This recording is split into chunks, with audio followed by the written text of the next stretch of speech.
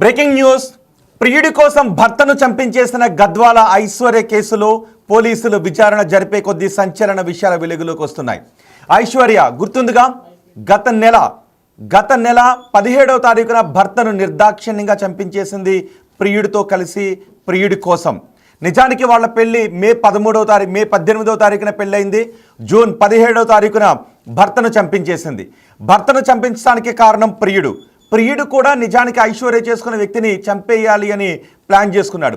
వీళ్ళందరూ ఎందుకు తిరుమలరావును తేజేశ్వర్ను చంపేయాలని అనుకున్నారో పోలీసులు చాలా స్పష్టంగా చెప్పారు. తేజేశ్వర్ ఒక సర్వేయర్గా పనిచేస్తూ ఉన్నారు. సర్వేయర్గా పనిచేస్తున్న తేజేశ్వర్ను భూమి కొలత ఉంది అని చెప్పి ఆయన్ను తీసుకుని వెళ్ళి తిరుమలరావు సుపారీ ఇచ్చిన గ్యాంగ్తో కలిసి చంపేశారు. ఆ తర్వాత ఈ తేజేశ్వర్ను తీసుకుని వెళ్ళి కర్నూలు జిల్లాలో ఒక చోట పడేశారు. నదిలో పడేయాలని అనుకున్నారు, కానీ అక్కడ కుదరకపోవడంతో ఒక చోట పడేసి వచ్చారు ఆ బాడీని. ఆ తర్వాత కర్నూలు పోలీసులు కేసు నమోదు చేశారు. అది తేజేశ్వర్గా గుర్తించారు.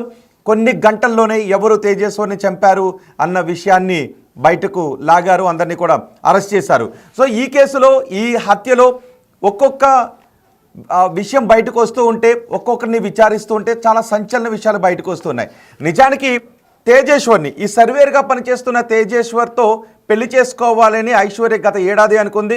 గత నవంబర్ నెలలోనే వాళ్ళకి ఎంగేజ్మెంట్ అయింది. కానీ అందుకు కొన్ని సంవత్సరాల ముందు, ఒక 5 సంవత్సరాల ముందు ఆల్రెడీ పెళ్ళై పెళ్ళం బిడ్డలున్న 2 బిడ్డలున్నారు, పెళ్ళం ఉంది. అలా పెళ్ళం బిడ్డలున్న ఈ తిరుమలరావుతో చీకటి కార్యకలాపాలను నిలుపుతుంది, అతనితో శృంగార కార్యకలాపాలను నిలుపుతూ ఉంది. సో మళ్ళీ వాళ్ళిద్దరూ పెళ్లి చేసుకోవాలనుకున్నారు. నిజానికి తిరుమలరావు తన భార్యను చంపేసి ఈ ఐశ్వర్యని పెళ్లి చేసుకోవాలనుకున్నారు.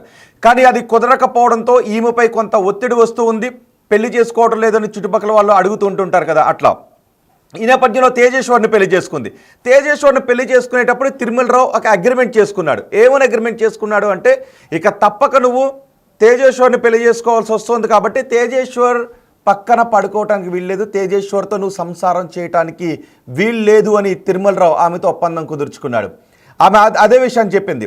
పెళ్లి చేసుకున్నా సరే నా భర్తను నేను దగ్గరకు రానివ్వను, ఒకవేళ దగ్గరకు వస్తే భర్త అంతైనా చూస్తాను తప్ప భర్తను దగ్గరకు రానువును తేజేశ్వర్ని అని తిరుమలరావుకి ప్రామిస్ చేసి చెప్పింది. కానీ తిరుమలరావు మనసులో ఏదో బాధ, వాళ్ళిద్దరికీ పెళ్ళి అయిపోతుంది, ఇక ఐశ్వర్య నాకు దక్కదేమో, వాళ్ళిద్దరూ భార్యాభర్తలుగా ఉంటారు, తను భార్య కాబట్టి తనతో ఫస్ట్ నైట్ చేస్తాడు అని ఒక భావనలో ఈ తిరుమలరావు ఉన్నాడు. అదే భావనతో కక్ష పెంచుకున్నాడు. మీరు బిగ్ టీవీ స్క్రీన్ పైన చూస్తున్నాడు, అతనే తిరుమలరావు. బ్యాంక్ మేనేజర్గా పనిచేస్తున్నాడు. ఇప్పుడు ఆ ఉద్యోగం పోయింది, కట్టుకున్న భార్య బిడ్డలు దూరం అయిపోయారు, కటకటాల్లోకి వెళుతూ ఉన్నాడు. ఆ ప్రేమించిన ప్రియురాలు ఒక బ్యారక్లో ఉంటుంది, ఒక సెల్లో ఉంటుంది, మనోడు ఇంకొక సెల్లో ఉంటాడు. ఇద్దరు కలిసి లోపల జైల్లో భజన చేసుకోవాలి వీళ్ళిద్దరూ కలిసి. ఇప్పుడు నిర్దాక్షిణ్యంగా పాపం చూసారా, ఆ 2వ బాక్స్లో కనబడుతున్నాడు పెళ్లి నాటి దృశ్యాలు అవి. అప్పటికే ఆమె మనసులో ఉంది, వీడిని నా దగ్గరకు రానువునని అనుకుంటూ ఉంది పాపం అతన్ని, ఎవరిని, తేజేశ్వర్ని. వాళ్ళిద్దరూ అంత కర్కశంగా మాట్లాడుకునేటప్పుడు కూడా అతని గురించి వాడు వీడని మాట్లాడుకునేవారు వీళ్ళిద్దరూ. ఇంకొక సంచలన విషయం తెలుసా, ఈ నిందితుడు మొదటి బాక్స్లో మీరు చూస్తున్నారు చూడండి, ఆ నిందితుడు తిరుమలరావు బ్యాంక్ మేనేజర్ ఈ ఐశ్వర్యతో 24 అవర్స్ కాల్లోనే ఉండేవాడు. 24 అవర్స్ కాల్లోనే ఉండేవాడు. ఒకవేళ భర్త తేజేశ్వర్ అడిగితే నేను మా అమ్మతో మాట్లాడుతున్నాను అని చెప్పేది. కానీ మీరు ఎవరైనా అనుకోవచ్చు కదా, అమ్మతో అన్ని గంటలు మాట్లాడుతుందా? ఒక్కసారి కూడా ఈ తేజేశ్వర్ ఫోన్ తీసుకుని ఆమె అత్తతోనే మాట్లాడుతుందా అంటే ఆమె అమ్మతో మాట్లాడుతుందా, ఇంకెవరితోనైనా మాట్లాడుతుందా అనేది కనీసం తేజేశ్వర్ చెక్ చేసుకోలేదని మీకు డౌట్ రావచ్చు కదా. సరిగ్గా ఇక్కడే వీళ్ళు ఏం చేశారో తెలుసా, వాయిస్ చేంజర్ను ఉపయోగించారు. ఈ వాయిస్ చేంజర్లో వాళ్ళ అత్త అంటే ఐశ్వర్య తల్లి వాయిస్ను రికార్డ్ చేసి ఆ తల్లి వాయిస్తో మాట్లాడుతున్నట్టుగానే ఉంటుంది. మీరు ఎన్ని గంటలు మాట్లాడినా ఐశ్వర్య తల్లి మాట్లాడుతున్నట్టే ఉంటుంది తప్ప అవతల వైపు నుంచి తిరుమలరావు లేకపోతే ఇంకొక ప్రియుడో మాట్లాడుతున్నట్టుగా ఉండదు. కేవలం ఆ 2వ బాక్స్లో మీరు చూస్తున్నారుగా, ఆశీర్వదిస్తోంది అత్త, ఐశ్వర్యకు తల్లి, ఈ తేజేశ్వర్కు అత్త.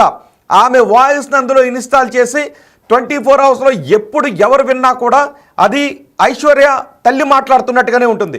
ఇలాంటి వాయిస్ చేంజర్తో మార్చి వాళ్ళు 24 అవర్స్ మాట్లాడుకుంటూ ఉండేవారు. తర్వాత ఈ బ్యాంక్ మేనేజర్, ఈ గ్యాంగ్ అంతా కలిసి తేజేశ్వర్ను చంపేసిన తర్వాత ఆ బాడీని ఎక్కడ పడేస్తున్నారు అనే విషయం దగ్గర నుంచి ఈమె ఫోన్లో మాట్లాడుతూనే ఉంది. అదిగో చూడండి ఒకసారి, మొదటి బాక్స్లో కనబడుతుందా, అదే వాయిస్ చేంజర్. ఆ వాయిస్ చేంజర్ డివైస్ను వాళ్ళు కొనుగోలు చేశారు. ఆ వాయిస్ చేంజర్ డివైస్ని కొనుగోలు చేసి అందులో ఐశ్వర్య తల్లి వాయిస్ని అందరూ ఇన్స్టాల్ చేశారు.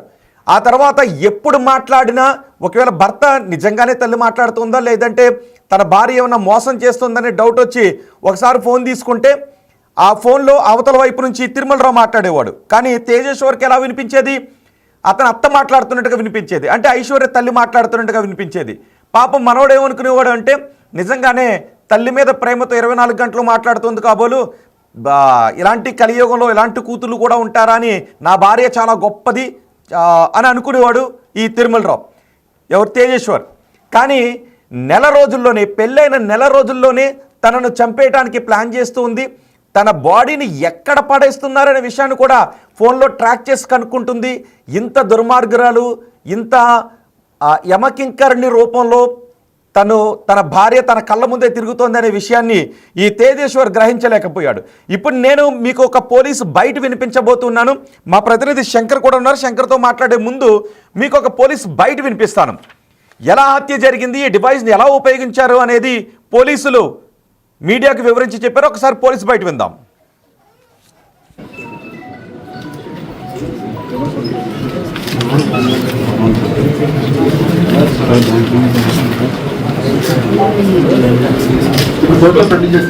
Okay, thank you.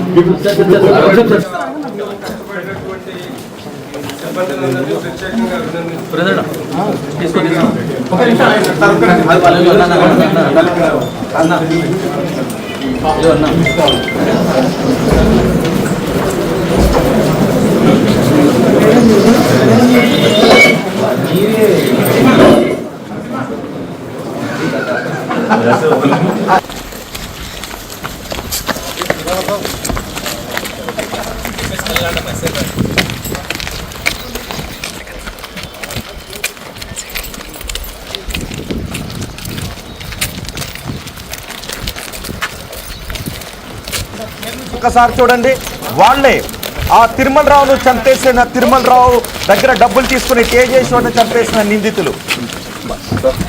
ఆ రెండో బాక్స్లో మీరు చూస్తున్నారు కదా, పెళ్లి నాడు భర్తకు కూడా కుంకుమ పెడుతూ ఉంది.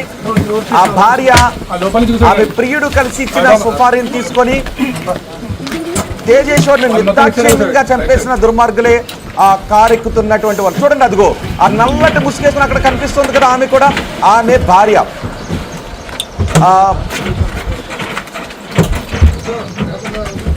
అత్తను కూడా అరెస్ట్ చేశారు. అత్త భార్య వెనక వెళ్తుంది కదా నల్లటి ముసుగు, ఎందుకంటే ఐడెంటిఫికేషన్ పరేడ్ ఉంటుంది కాబట్టి వాళ్ళను బహుశా రివీల్ చేయరు వాళ్ళ ఫేస్లను, అందుకే అలాంటి నల్లటి ముసుగులు వేస్తుంటుంటారు. అందులో చూసారు పంజాబీ డ్రెస్ వేసుకుని మనకి కనిపిస్తుంది కదా, ఆమె ఆ నల్లటి ముసుగులో కనబడుతుంది కదా. బహుశా ఇప్పుడు ఆ ముసుగులో ఉండి ఆమె ఏమనుకుంటూ ఉంటుందో ఎవరైనా ఊహించగలరా?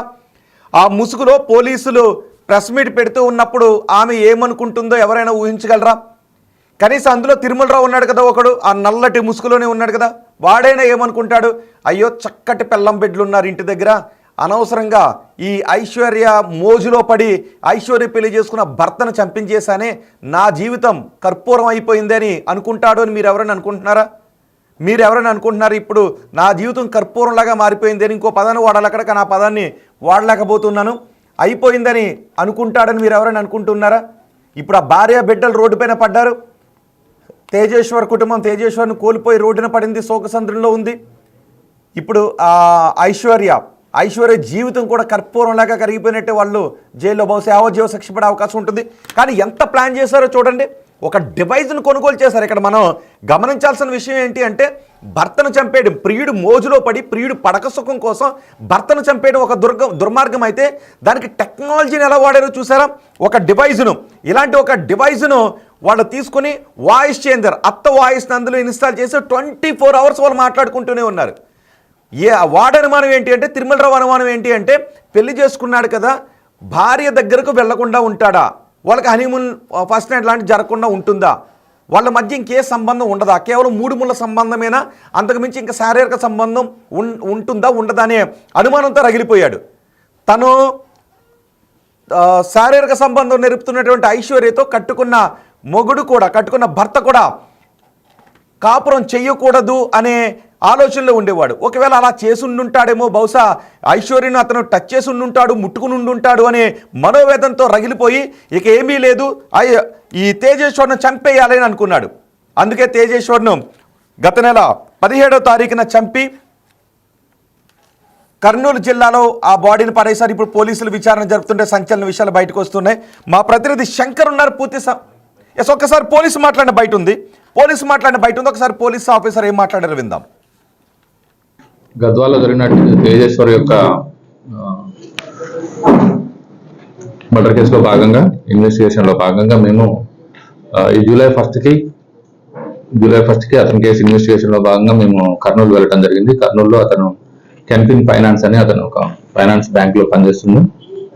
మేనేజర్గా అతనికి వెళ్ళి అక్కడ ఉన్న సీసీ కెమెరాలని 17వ తారీఖు అతను ఎన్ని గంటలకి ఆఫీస్లో వచ్చాడు, ఎన్ని గంటలకి బయటకు వెళ్ళాడు అనే ఉద్దేశంతో మేము అతనున్న పనిచేసిన బ్యాంక్లో సోదాలు నిర్వహించినాం. దాంట్లో భాగంగా మాకు ఒక వాయిస్ చేంజర్ అనే ఒక డివైస్ దొరికింది.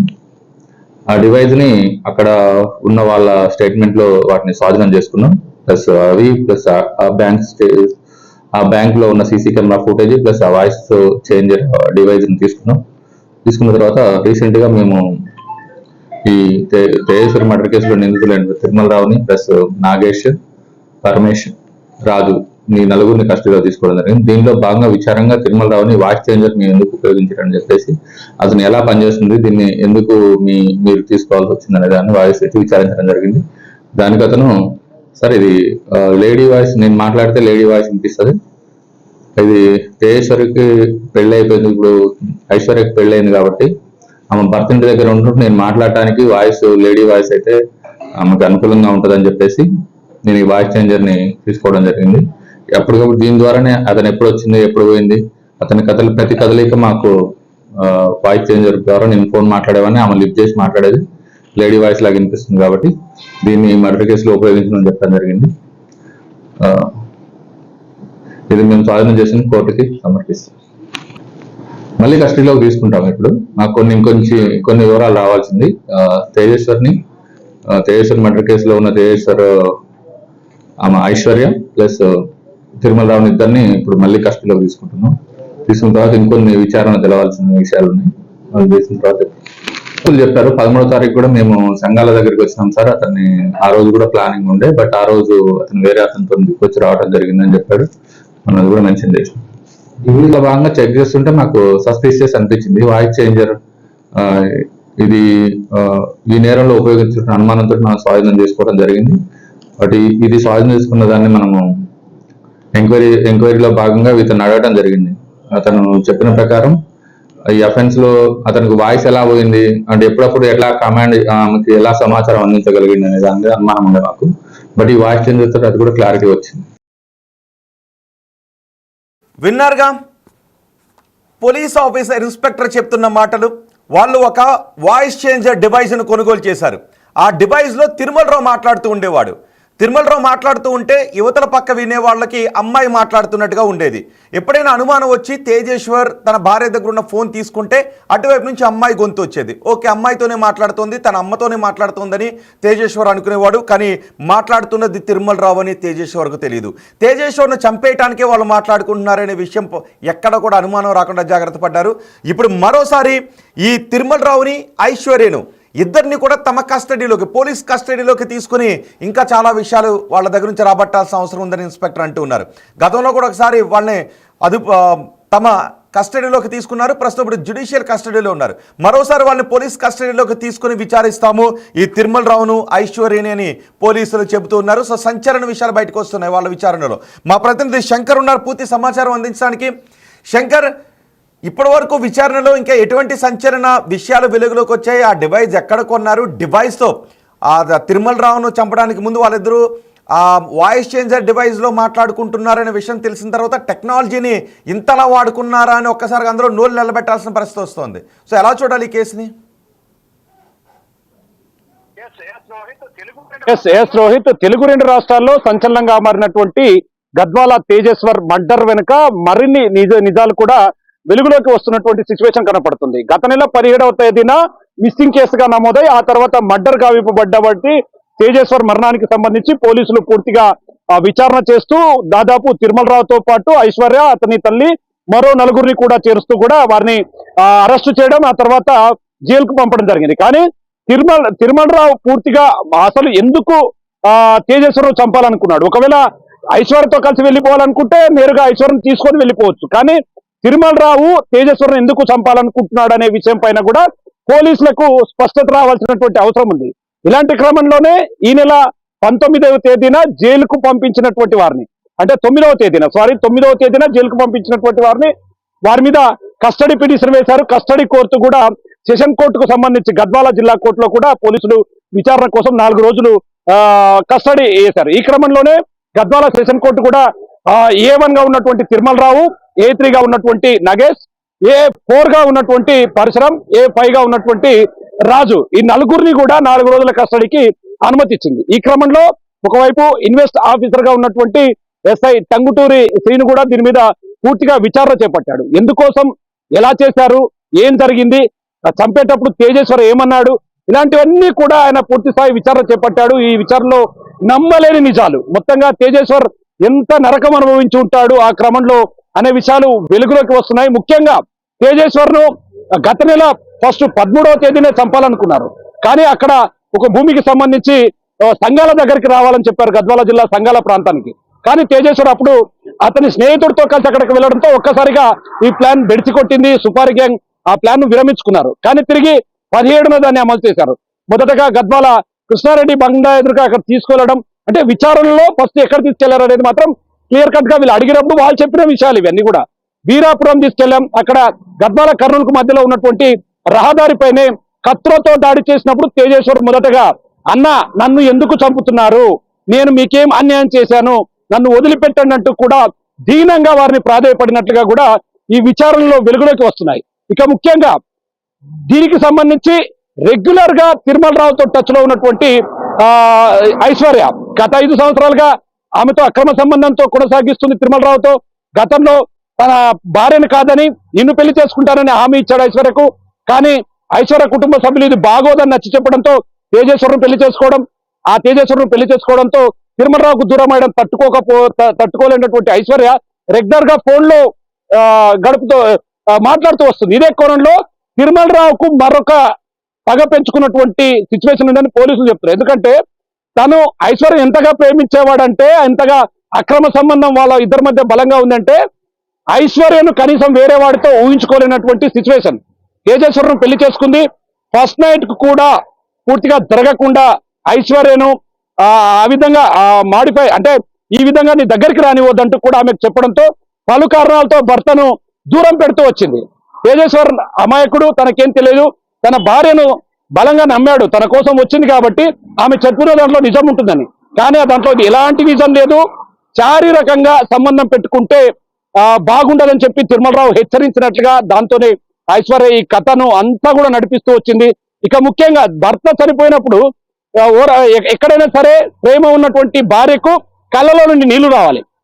కానీ తేజేశ్వర్ భార్యగా ఉన్నటువంటి ఐశ్వర్య దాన్ని హ్యాండిల్ చేసేందుకు కళ్ళలో నుంచి నీళ్లు రాకున్నా, దుఃఖం రాకున్నా గ్లిజరిన్ వాడినట్లు కూడా అక్కడ ఉన్నటువంటి వాళ్ళ కుటుంబ సభ్యులు చెప్తున్నారు. తేజేశ్వర్ మరణాంతరం ఇల్లునంతా కూడా శుభ్రం చేస్తున్న సమయంలో ఐశ్వర్య రూమ్ లో ఒక గ్లిజరిన్ బాటిల్ దొరికింది. ఎందుకంటే కళ్ళలో ఆ గ్లిజరిన్ పెట్టుకుంటే ఏడుపు వస్తుంది, భర్త చనిపోయినప్పుడు ఏడవకపోతే బాగుండదు.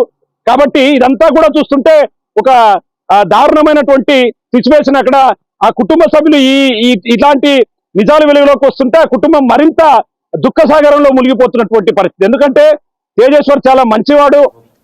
శంకర్, మరోసారి వీళ్ళని కస్టడీలోకి తీసుకోవాలంటూ ఉన్నారు కదా, అంటే ఇంకా ఏ సమాచారం వాళ్ళ దగ్గర నుంచి రావాల్సి ఉందని అనుకుంటున్నారు? ఇంకా పోలీసులకు ఉన్న డౌట్స్ ఏంటి ఇందులో? అంటే ప్రధానంగా ఈ సమస్యకు ఎక్కడైతే పోలీసులకు ఉన్నటువంటి అనుమానానికి సంబంధించి ఎందుకు చంపాలి, తేజేశ్వర్ను చంపకుండా ఐశ్వర్యం తీసుకొని వెళ్ళిపోవచ్చు అనే ప్రశ్నలకు మాత్రం ఇప్పటికీ పోలీసులకు సమాధానం దొరికింది. కానీ గతంలో ఎవరైతే ఐశ్వర్యకు సంబంధించినటువంటి తమ్ముడి మరణాన్ని వెనుక అనేక కారణాలు ఉన్నాయి, అనేక అనుమానాలు ఉన్నాయంటూ కూడా ఇప్పుడిప్పుడే అవి బయటికి వస్తున్నాయి. ఎందుకంటే గతంలో ఐశ్వర్య తిరుమలరావు కలిసి ఉండడాన్ని ఐశ్వర్యకు సంబంధించినటువంటి తమ్ముడు వద్దని వారించాడు. ఇట్లాంటి అక్రమ సంబంధాలు పెట్టుకుంటే కుటుంబ పరువు దిగదారుతుందని చెప్పి కూడా హెచ్చరించినటువంటి సిచ్యువేషన్ కనిపించింది. మరి అట్లా చెప్పిన కొన్ని రోజులకే అతను బాత్రూమ్ లో పడి చనిపోయాడు. అది అంతా కూడా సహజ మరణంగా అప్పట్లో కేసు క్లోజ్ చేశారు. దీని మీద కూడా ఒక స్పష్టత రావాల్సింది. ఎందుకంటే నిజంగా ఆ రోజు కూడా ఐశ్వర్యకు సంబంధించినటువంటి తమ్ముడిని కూడా వీళ్ళే చంపించి ఉంటారా, లేకుంటే ఈ మరణానికి సంబంధించి ఇంకెప్పుడెప్పుడు ఏమేం ప్లాన్ చేశారు?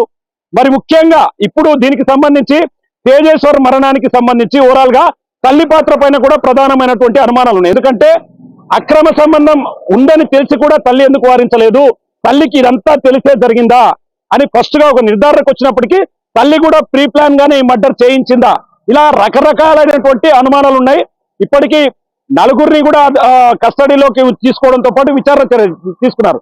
తిరిగి మళ్ళీ కూడా A1 గా ఉన్నటువంటి తిరుమలరావును కావచ్చు, మరోవైపు ఐశ్వర్యను కూడా కస్టడీలోకి తీసుకొని తేజేశ్వర్ మరణానికి సంబంధించి, అంటే అతను ఇంట్లో ఉన్నప్పుడు తేజేశ్వర్ ఏమైనా ఎలా ఉండేవాడు, తేజేశ్వర్ను ఎలా నమ్మించావు, నువ్వు ఎలా మోసం చేశావు, తేజేశ్వర్ను చంపకుండా వెళ్ళిపోవచ్చు కదా, తేజేశ్వర్ను ఎందుకు చంపాల్సి వచ్చింది అనే కోణంలో కూడా ఐశ్వర్యని కూడా మరొకసారి విచారణ చేపడితే ఈ రోజు ఇప్పటి వరకు తీసుకున్నటువంటి విచారణలో భాగంగా ఇప్పుడు వచ్చేటటువంటి సమాధానాలు ఎలా ఉంటాయి, గతంలో వచ్చినటువంటి సమాధానాలు ఎలా ఉంటాయి, ఈ ఓవరాల్ ఎపిసోడ్ అంతా కూడా తెలుగు రెండు రాష్ట్రాల్లో సంచలనంగా మారిందని చెప్పొచ్చు. ఇప్పుడైతే ఐడెంటిఫికేషన్ పరేడ్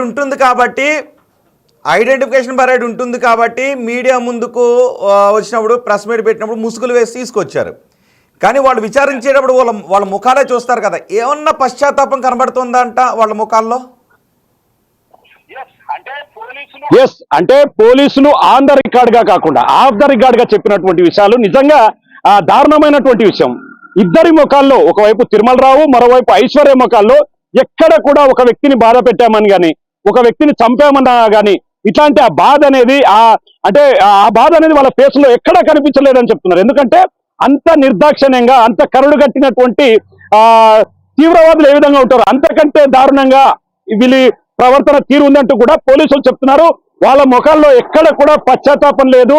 వాళ్ళు వాళ్ళ సుఖం కోసం, శారీరక సంబంధం కోసం మొత్తంగా ఈ వ్యవహారాన్ని నడిపించారు. అమాయకుడైనటువంటి తేజేశ్వర్ను పొట్టన పెట్టుకున్నారంటూ కూడా పూర్తిగా పోలీసులు చెబుతుంటే నిజంగా ఆ కుటుంబ సభ్యులు పూర్తిగా దుఃఖ సాగరంలోకి మునిగిపోయారు. ఆ ముసుగులు తీసినప్పుడు పోలీసుల ముఖాలు చూడడానికి కూడా పూర్తిగా వీళ్ళు ఎలాంటి ఆ ఫీలింగ్స్ అనేది కూడా వాళ్ళలో కనిపించలేదని చెప్పి కూడా పోలీసులు చెప్తున్నటువంటి పరిస్థితి కనిపిస్తుంది. సో మొత్తానికి గద్వాల ఐశ్వర్య ప్రియుడి కోసం భర్తను నిర్దాక్షిణ్యంగా చంపించేసిన గద్వాల ఐశ్వర్య కేసులో పోలీసుల విచారణలో చాలా సంచలన విషయాలు వెలుగులోకి వస్తూ ఉన్నాయి. పోలీసులు ఈరోజు కూడా మీడియాతో మాట్లాడారు. ఎలా చంపారు, ఎలా ప్లాన్ చేశారు, ఎందుకు ఈ తిరుమలరావు చంపాలనుకున్నాడనే విషయాలు చెప్తూ ఉంటే నిజానికి ఫ్యూజులు ఎగిరిపోతూ ఉన్నాయి. టెక్నాలజీని వాడారు. వానికి పెళ్ళయింది కదా, పెళ్ళం బెడ్లో ఉన్నారు కదా, ఇంకా ఐశ్వర్య ఎందుకు? ఐశ్వర్యకి పెళ్ళయింది కదా, తేజేశ్వర్ ఉన్నాడు కదా, చక్కగా కాపురం చేసుకోవచ్చు కదా, మంచి మొగుడు వచ్చాడు అని అనుకోవచ్చు కదా. పోనీ ఆ తిరుమలరావుకి పెళ్ళం బెడ్లో ఉన్నారని ఐశ్వర్యని వదిలేసి ఉండుండొచ్చు కదా. లేదు, పెళ్లి చేసుకోవాలా తేజేశ్వర్ని, తిరుమలరావుతో చీకటి కార్యకలాపాలు నేర్పాలా. వాడికి పెళ్ళం బెడ్లు ఉన్నారు, పర్వాలేదు, ఈమె మొగుని చంపేయాలా, ఈమెతో కలిపి మళ్ళీ సెకండ్ సంసారాన్ని నేర్పాలా. అత్త పాత్రపై కూడా అనుమానాలు వస్తున్నాయి. ఇక్కడ పోనీ జరిగిందేదో జరిగిపోయింది, గతహ అనుకొని మంచి మొగుడు వచ్చాడు అని అనుకునే ఐశ్వర్య తేజేశ్వర్తో కాపురం చేసి ఉంటే ఆమె జీవితం చక్కగా ఉండేది. ఇప్పుడు లెక్కబెట్టిన ఊచలే మళ్ళీ లెక్క పెట్టాల్సిన పరిస్థితి వస్తుంటుంది జైల్లో. బహుశా నల్లటి ముసుగులో ఆమె ఏమనుకుంటూ ఉండొచ్చు, ఏమన్నా కన్నీళ్ళు వస్తున్నాయని మీరు ఎవరైనా అనుకుంటున్నారా? నిజానికి ఇంకొక దారుణమైన విషయం ఏంటంటే మొగుని చంపించేసిన తర్వాత అతని బాడీని కారులో వేసుకొని తిరుగుతూ ఉంటే ఈమె ఫోన్ మాట్లాడుతుంది. పడేశారా, ఎక్కడ పడేశారు, దొరకం కదా, ఎవరో గుర్తుపట్టడానికి అవకాశం లేదు కదా అనే విషయాలు మాట్లాడిందంట. అంతేకాదు మొగుడు చనిపోయాడు అనే విషయం తెలిసిన తర్వాత నంగనాచిలాగే ఏడవడం మొదలుపెట్టిందంట. కరడు కట్టిన హృదయం కదా ఐశ్వర్యకి, ఏడుపు రాదు. ఆ ఏడవడానికి ఏం చేసిందో తెలుసా? గ్లిజరిన్ వాడింది. సినిమాల్లో వాడతారు గ్లిజరిన్, నటించాడు కదా సినిమాల్లో, ఏడుపు సన్నివేశాల్లో నటించేటప్పుడు వాటర్ వస్తుంది కదా, గ్లిజరిన్ వాడతారు. ఇక్కడ ఈమె కూడా గ్లిజరిన్ వాడిందంట. భర్తను చంపేస్తారు ఆల్రెడీ, ఎలాగో నాకు ఏడుపు రాదు, మనసంతా ఆనందంగా ఉంటుంది, కానీ కళ్ళల్లోంచి నీళ్ళు రావాలి కదా, మరి అందరికీ చూపించాలి కదా. ఇలాంటి దుర్మార్గమైన ఆలోచనతో ఉంది ఆ పెళ్లి కూతురి డ్రెస్లో కనిపిస్తున్న ఐశ్వర్య. అందుకే గ్లిజరిన్ తెచ్చుకుని కళ్ళల్లో పెట్టుకుని అత్తారింట్లో ఆమె ఏడుపులు పెడబొబ్బులు పెట్టిందంట. ఆమె కళ్ళల్లోంచి గ్లిజరిన్ వాటర్ వచ్చింది. మరి పోలీసుల విచారణలు అన్నీ బయటకు వస్తాయి కదా, అన్నీ బయటకు వచ్చాయి. ఇదిగో చూడటానికి ఇలా కనిపిస్తుంటుంది ఒక డివైస్, ఇప్పుడు నేను మీకు చూపిస్తాను. అదే వాయిస్ చేంజర్. అలాంటి డివైస్ను వాడి వీళ్ళిద్దరూ ఎవడు ఆల్రెడీ పెళ్ళై పెళ్ళం బిడ్డలు ఉన్న ఈ తిరుమలరావు అనే సుంట, ఆల్రెడీ మొగుడిని చంపేద్దాం అనుకున్న ఈ ఐశ్వర్య మహిళ. కాబట్టి నేను అంతవరకే మాట్లాడుతున్నాను, వేరే పదాన్ని వాడలేకపోతున్నాను. అదిగో ఆ డివైస్ చూసారా, ఆ డివైస్లో ఇద్దరు మాట్లాడుకునేవారు. ఏమని, నువ్వు ఏం చేస్తున్నావు, గ్లాస్ తీసి ఇలా గ్లాసు పెట్టే దగ్గర నుంచి మొగుడికి అన్నం పెట్టావా, నువ్వు పెట్టొద్దు అనే దగ్గర వరకు, సాయంత్రం పడుకునేంత వరకు, పడుకున్న తర్వాత ఏం చేస్తున్నావు, ఎందుకంటే పెళ్లి చేసుకున్నాడు కాబట్టి తిరుమలరావు ఎక్కడ ఆమెను టచ్ చేస్తాడో అనేటటువంటి భయం వీడికి. అరే పెళ్ళయింది, పెళ్ళం బిడ్డలు ఉన్నారు, వాళ్ళ గురించి ఆలోచించుకుని చక్కగా ఒక ఫ్యామిలీని లీడ్ చేయొచ్చు కదా. పోనీ గతంలో ఆమెతో ఏదో సంబంధం ఉంది, పెళ్లి చేసుకుంది, వదిలేసి ఉండొచ్చు కదా, వాళ్ళు బతుకుతారు కదా. ఆ తిరుమలరావు, ఆ తేజేశ్వర్ పాపం ఎంతో ఊహించుకున్నాడు, ఒక అందమైన భార్యను చేసుకోవాలి, తనను ప్రేమించే భార్యను చేసుకోవాలి, ఒక లైఫ్ను పాపం ఎంతో అందంగా ఊహించుకున్నాడు కదా. అలాంటి అమాయకుడి లైఫ్లోకి రావడం ఎందుకు ఐశ్వర్య నువ్వు? అలాంటి అమాయకుడు లైఫ్లోకి నువ్వు వచ్చి నీ ప్రియుడితో కులకడం కోసం ఈ తిరుమలరావును, ఈ తేజేశ్వర్ని చంపించేయడం ఎందుకు ఐశ్వర్య? పైగా ఇలాంటి టెక్నాలజీని వాడు. చదువు అభివృద్ధి కోసం వాడాల్సింది. నీకు చదువు వచ్చి ఇలాంటి కన్నింగ్ తెలివితేటలుంటే దాన్ని సక్రమ మార్గంలో పెట్టి నలుగురికి ఉపయోగపడే పనులు చేయాల్సి వచ్చింది. ఈ తేజేశ్వర్ని చంపేయడానికి వాడతావా ఐశ్వర్య? పైగా మొగుని సహజంగా హృదయం సున్నితంగా ఉంటుందని ఉంటుంటారు భార్యలకి, కానీ నీకేంటమ్మా అంత కర్కశంగా ఉంది? నీకు నిజంగా ప్రియుడే ఇష్టం ఉంటే వాడు పక్కనే ఉండాల్సింది, ఈయన్ని పెళ్లి చేసుకోకుండా ఉండి. కానీ పెళ్లి చేసుకుని 24 గంటలు ఆ ప్రియుడితో మాట్లాడి ప్రియుడిపై మోజుతో అన్యాయంగా చంపించేసావు కదా. నాకు అర్థం కావట్లేదు, ఒకసారి నిన్ను అడగాలనిపిస్తుంది. ఆ ముసుగులో ఉన్నావు కదా, బయట వాళ్ళు నిన్ను ఎవరు పట్టకూడదని. వాడు ఎలాగో తిరుమలరావు ఎలాగో దిగజారిపోయాడు, వాడిది ఒక దిగజారిపోయిన బతుకు ఆ తిరుమలరావుది. పెళ్లి చేసుకుని పెళ్ళాం బిడ్డలు ఉండగా నీతో ఆల్రెడీ ఇలాంటి చీకటి కార్యకలాపాన్ని, ఇలాంటి సంబంధాన్ని నిలుపుతున్నాడంటే వాడు ఆల్రెడీ దిగజారిపోయాడు. మరి నీ బుద్ధి ఏమైంది ఐశ్వర్య? పెళ్ళై 2 పిల్లలు ఉన్నవాడితో కలిసి ఉంటున్నాను, ఇంకొకరిని పెళ్లి చేసుకుంటున్నాను, పోనీ వీడితోనైనా జీవితాంతం ఉందని ఇన్నాళ్ళు నేను తప్పుడు అడుగులు వేసాను, పోనీ ఇతనితోనైనా కాపురం చేద్దామని ఉండాలిగా నీకు. ఇతన్ని అన్యాయంగా పొట్టను పెట్టుకున్నావు కదా ఐశ్వర్య. పక్కనే ఉండి తిరుగుతూ, మొగుడు పక్కన చుట్టూ తిరుగుతూ అన్యాయంగా పక్కన పెట్టుకున్నావు కదా ఐశ్వర్య. ఇలాంటి ఐశ్వర్య లాంటి వాళ్ళు ఎవరైనా ఉంటే దయచేసి మారండి అమ్మా, పెళ్ళిళ్ళు చేసుకోవద్దు. ఇప్పటికే పాపం అబ్బాయిలు అంటూ ఉన్నారు, కామెంట్స్ చేస్తున్నాను, నేను 2 కామెంట్స్ చదివి వినిపిస్తాను. మగాళ్ళకి చట్టాలు కావాలనంట. అఫ్కోర్స్ మగాళ్ళు కూడా తక్కువ ఏం కాదు. గతంలో పెళ్లి చేసుకున్న భార్యలను వరకట్నం కోసం నిర్దాక్షిణ్యంగా చంపేసిన హీనమైన చరిత్ర కలిగిన మగాళ్ళు చాలామంది ఉన్నారు. ఇప్పుడు అభివృద్ధి చెందుతూ ఉంది కాబట్టి ఈక్వల్ అయిపోతూ ఉన్నారనమాట.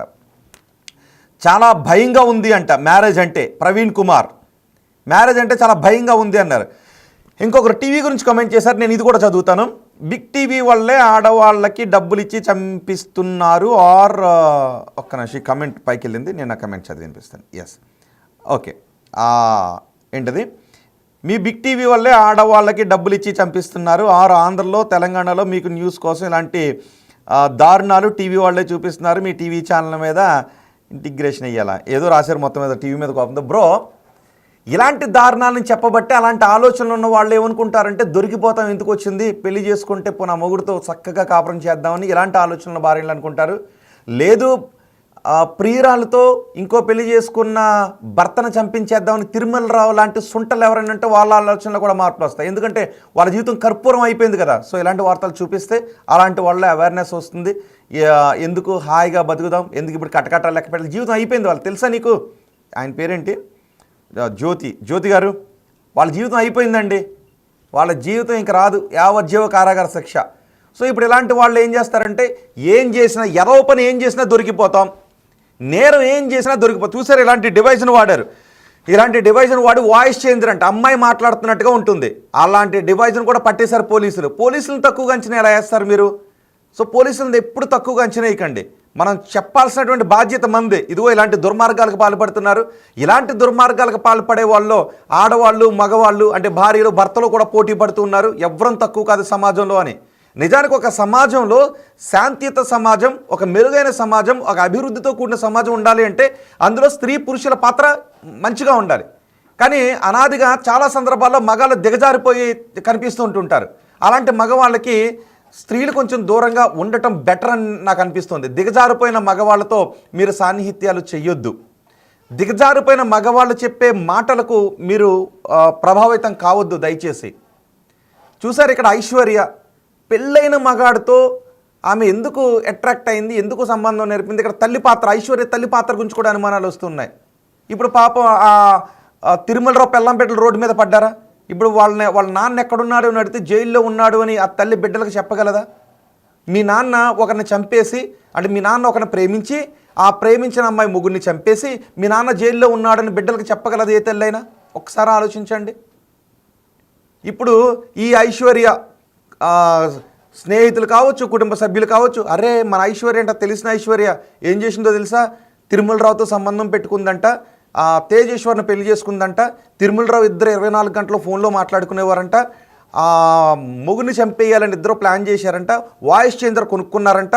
అవతల తిరుమలరావు మాట్లాడుతుంటే మొగుడికి అది మహిళ మాట్లాడుతున్నట్టుగా నంగనాచిలాగా చేసిందంట ఐశ్వర్య. ఇలా మాట్లాడుకుంటూ ఉంటారు, పరువు పోయినట్టుగా. మీరు రేపొద్దున్న ఎప్పుడైనా కర్మకాలి, నాకు తెలిసి మీరు బయటకు రారు. బయటకు వచ్చిన తర్వాత ఒక 14 ఏళ్ళు తర్వాత బయటకు వచ్చిన తర్వాత మిమ్మల్ని సమాజం గౌరవంతో చూస్తుందని మీరు అనుకుంటున్నారా? కనీసం మీ కుటుంబ సభ్యులుగానే మీరు చేసిన పని వల్ల గౌరవం ఉంటుందని అనుకుంటున్నారా? కొన్ని కమెంట్స్ నేను మీకు చదివి వినిపిస్తాను. నిజానికి మీడియా వల్ల అవేర్నెస్ వస్తుందండి. మీడియా వల్ల అవేర్నెస్ వస్తుంది చాలా వరకు. ఎందుకంటే ఇదిగో దొరికిపోయారు కదా, ఇలాంటి ఆలోచనలు, ఐశ్వర్య ఆలోచనలో తిరుమలరావు లాంటి ఆలోచనలు ఉంటే అర్జెంటుగా మానేయండి. చాలాసార్లు అనుకుంటారు కదా, మొన్న ఎక్కడ ఈశాన్య రాష్ట్రాల్లో మణిపూర్లో దొరికిపోయింది కదా ఆమె, హనీమూన్కి తీసుకెళ్ళింది. పెళ్ళైన 9 రోజులకి, ఇంకా ఈమె 4 రోజులైనా ఉంది. ఆమె 9 రోజులకే తీసుకెళ్ళింది, భర్తను వేస్తుంది. దొరికిపోయారు కదా. సో అందుకే చెప్తుంటా, చాలామంది ఏంటంటే ఏదో అనుకుని కామెంట్స్ చేస్తుంటుంటారు, ఇలాంటివి చూపించకపోతే మనం దొరకం కదా అనుకుంటారు. దొరికిపోయిన ఘటనలు వాళ్ళకి తెలియదు కదా, దొరకం కదా అని ఇంకో 10 మంది ఐశ్వర్యలు తయారవుతారు, ఇంకో 10 మంది తిరుమలరావులు తయారవుతారు. అందుకే మనం చూపించాలి. కాబట్టి ఇక్కడ మీరెందుకు చూపించారు, ఇది కాదు మనకు కావాల్సింది. ఇలాంటి వాళ్ళు మీ స్నేహితులు ఎవరైనా ఉంటే వాళ్ళకి మీ అలాంటి ఆలోచనలు మీకు తెలిస్తే వాళ్ళకి కౌన్సిలింగ్ ఇవ్వండి, ఇలాంటి ఆలోచనలు మనకు వద్దు అని. లేదు ఇలాంటి ఆలోచనలు మీకు ఎవరికైనా ఉంటే అవి మానేసుకోండి. ఇలాంటి ఆలోచనలు సంఘానికి, సమాజానికి శ్రేయస్కరం కాదని. కొన్ని కామెంట్స్ మీకు చదివి, ఎన్ని కోట్లు ఇచ్చారు సార్ ఆమెకు హత్య చేయటానికి అంట? ఎన్ని కోట్లు ఇచ్చారు బ్రో? మరి ఒకసారి నువ్వు ఒకవేళ మంచి మెరుగైన పౌరుడు అయితే నువ్వు కూడా వెళ్ళి పోలీస్ స్టేషన్ దగ్గరికి వెళ్ళి కనుక్కోవచ్చు. సో కరెక్ట్ లేడీస్ అనే, సహజంగా మన లేడీస్నే కాదు, జెంట్స్ కూడా. మరి తిరుమలరావు, ఇక్కడ మనం ఐశ్వర్యను ఒక్క ఆమెనే కాదు కదా మనం అనాల్సింది. తిరుమలరావు లాంటి దగులు బాల్జీలు ఉంటారు, వాళ్ళను నమ్మే ఐశ్వర్య లాంటి వాళ్ళు ఉంటారు, భర్తలను గొంతు కోసే ఐశ్వర్య లాంటి వాళ్ళు కూడా ఉంటారు. కాబట్టి ఇలాంటి వాళ్ళ ఆలోచనలు ఏమైనా ఉంటే వాటిని మీరు అర్జెంటుగా విరమించుకోండి, లేదు అంటే దొరికిపోతారు. నాకు తెలిసి ఇక్కడ ఎవరైనా వాళ్ళని సపోర్ట్ చేసే వాళ్ళు ఎవరైనా సపోర్ట్ చేస్తున్నారా మీరు ఇప్పటికైనా చెప్పండి. ఎందుకంటే ఏదో ఒక సామెత ఉంటుంది, అత్త కొట్టినందుకు కాదు తోటికోళ్ళు నవ్వినందుకు అంట బాధని, ఆమె చంపేసినందుకు కాదు మీడియా వాళ్ళు చూపించినందుకు బాధ అంటే బాధపడే వాళ్ళు కూడా కొంతమంది ఉంటూ ఉంటారు. నిజానికి ఇలాంటి వార్తలు సమాజానికి చూపించాలా, అవేర్నెస్ తీసుకుని రావాలా. ఎందుకంటే ఇక్కడ కామెంట్ చేసే వాళ్ళకి, వార్త చూపించినందుకు బాధ కలిగి కామెంట్ చేసే వాళ్ళకంటే మీరెవరైనా ఒక్కసారి తిరుమలరావు ఇంటికి వెళ్ళండి అమ్మా. ఒక్కసారి తిరుమలరావు ఇంటికి, తిరుమలరావు ఇంటికి కూడా వెళ్ళండి. తిరుమలరావు ఇంటికి వెళ్ళి తిరుమలరావు భార్య బిడ్డలతో మాట్లాడి చూడండి, మీ ఆలోచనలో మార్పు వస్తుంది. లేదు తేజేశ్వర్ ఇంటికి వెళ్ళండి, తేజేశ్వర్ కుటుంబ సభ్యులతో మాట్లాడరండి. మీకు నిజంగా బాధ్యత ఉండి ఇలాంటి వార్తలు వాళ్ళు చూపించారు, ఇలాంటి వార్తలు వాళ్ళు చెప్పారు అనుకునే దానికంటే ఒకసారి ఈ కుటుంబ సభ్యులతో మాట్లాడొస్తే వాళ్ళు ఎంత బాధపడుతున్నారో మీకు తెలిసేటువంటి అవకాశం ఉంటుంది. సో ఇక్కడ నేను మిమ్మల్ని అడుగుతున్నది ఒక్కటే, ఈ తేజేశ్వర్ని చంపినటువంటి తిరుమలరావును, తేజేశ్వర్ని చంపించినటువంటి ఈ తేజేశ్వర్ భార్య ఐశ్వర్యకు ఎటువంటి శిక్ష వెయ్యాలని మీరు అనుకుంటున్నారు? మీ అభిప్రాయం కామెంట్ బాక్స్లో తెలియచేయండి. ఒకసారి పోలీసు మాట్లాడిన మాటలు ఏంటో మనం విందాం. పోలీసు మాట్లాడిన బయట నేను మీకు వినిపిస్తాను.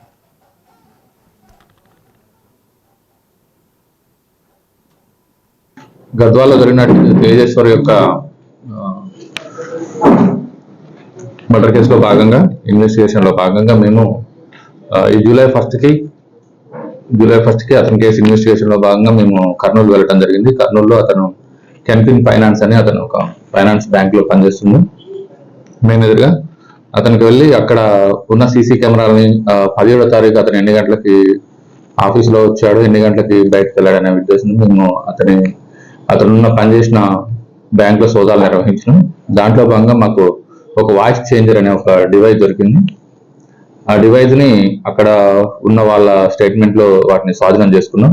ప్లస్ అవి ప్లస్ ఆ ఆ బ్యాంక్ లో ఉన్న సీసీ కెమెరా ఫుటేజ్ ప్లస్ ఆ వాయిస్ చేంజర్ డివైస్ ని తీసుకున్న తర్వాత రీసెంట్ గా మేము ఈ తేజేశ్వరి మర్డర్ కేసులో నిందితులైన తిరుమలరావుని ప్లస్ నాగేష్, పరమేష్, రాజు ఈ నలుగురిని కస్టడీలో తీసుకోవడం జరిగింది. దీనిలో భాగంగా విచారంగా తిరుమలరావుని వాయిస్ చేంజర్ మీరు ఎందుకు ఉపయోగించారని చెప్పేసి, అతను ఎలా పనిచేస్తుంది, దీన్ని ఎందుకు మీరు తీసుకోవాల్సి వచ్చింది అనే దాన్ని వాయిస్ అయితే విచారించడం జరిగింది. దానికి అతను సార్ ఇది లేడీ వాయిస్, నేను మాట్లాడితే లేడీ వాయిస్ వినిపిస్తుంది, ఇది తేజేశ్వరికి పెళ్లి అయిపోయింది, ఇప్పుడు ఐశ్వర్యకి పెళ్లి అయింది కాబట్టి ఆమె భర్త ఇంటి దగ్గర ఉంటుంటే నేను మాట్లాడటానికి వాయిస్ లేడీ వాయిస్ అయితే ఆమెకు అనుకూలంగా ఉంటుందని చెప్పేసి నేను ఈ వాయిస్ చేంజర్ ని తీసుకోవడం జరిగింది. అప్పటికప్పుడు దీని ద్వారానే అతను ఎప్పుడు వచ్చింది, ఎప్పుడు పోయింది, అతని ప్రతి కదలిక మాకు వాయిస్ చేంజర్ ద్వారా నేను ఫోన్ మాట్లాడేవాడిని, ఆమె లిఫ్ట్ చేసి మాట్లాడేది లేడీ వాయిస్ లాగా వినిపిస్తుంది కాబట్టి దీన్ని మర్డర్ కేసులో ఉపయోగించడం చెప్పడం జరిగింది. ఇది మేము స్వాధీనం చేసిన కోర్టుకి సమర్పిస్తాం. మళ్ళీ కస్టడీలోకి తీసుకుంటాం. ఇప్పుడు మాకు కొన్ని వివరాలు రావాల్సింది. తేజేశ్వర్ మర్డర్ కేసులో ఉన్న తేజేశ్వర్ ఆమె ఐశ్వర్య ప్లస్ తిరుమలరావుని ఇద్దరిని ఇప్పుడు మళ్ళీ కస్టడీలోకి తీసుకున్న తర్వాత ఇంకొన్ని విచారణ తెలవాల్సిన విషయాలు ఉన్నాయి. చేసిన తర్వాత చెప్పారు 13వ తారీఖు కూడా మేము సంఘాల దగ్గరికి వచ్చినాం సార్, అతన్ని ఆ రోజు కూడా ప్లానింగ్ ఉండే, బట్ ఆ రోజు అతను వేరే అతనితో దిక్కొచ్చి రావడం జరిగిందని చెప్పాడు. మనం అది కూడా మెన్షన్ చేసినాం. ఇందులో భాగంగా చెక్ చేస్తుంటే మాకు సస్పిషియస్ అనిపించింది. వాయిస్ చేంజర్ ఇది ఈ నేరంలో ఉపయోగించిన అనుమానంతో మనం స్వాధీనం చేసుకోవడం జరిగింది.